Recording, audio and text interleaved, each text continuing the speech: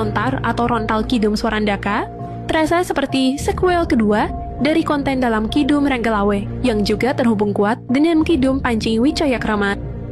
Semua kisah dalam Rontal tersebut diyakini para ahli sastra Jawa kuno menginduk dari Rontal yang berusia lebih tua lagi, yakni Pararaton, sebuah manuskrip kuno yang salinan tertuanya berasal dari tahun 1600 Masehi dan tersimpan di Museum Nasional Jakarta hingga sekarang.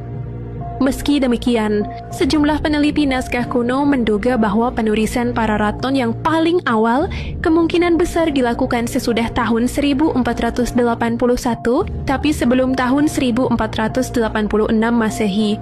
Karena Pararaton belum sempat mencatatkan Sri Jirindrawardana Diyahranwijaya sebagai raja terakhir Majapahit, sesuai prasasti Tatak yang berangkat tahun 1408 Saka atau 1486 Masehi.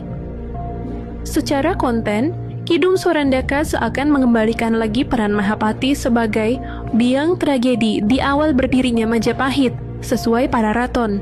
Karena dalam Panji Kidung Wijayakrama dan Kidung Ranggalawe, perilaku tokoh ini justru tidak pernah disebutkan.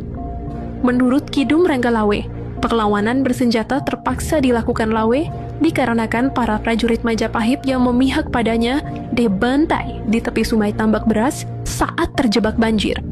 Dilanjutkan kemudian penerobosan prajurit Majapahit di bawah pimpinan Nambi yang masuk ke wilayah Datara hingga nyaris memasuki kota Tuban. Oleh karena itu, di bawah pimpinan Gagarangan Tambakbaya, para prajurit Lawe kemudian memukul mundur Nambi dan pasukannya hingga sampai wilayah Tambak Beras. Sayangnya, atas kekalahan ini, Majapahit merasa dipermalukan hingga memutuskan untuk melancarkan serangan besar-besaran. Serangan inilah yang menyebabkan Ranggalawe, Gagarangan Tambakbaya, dan para perwira serta sebagian besar prajuritnya gugur. Sementara itu, pada prolog Kidung Swarandaka, kematian Lawe dan para pendukungnya dinyatakan oleh karena fitnahan Mahapati.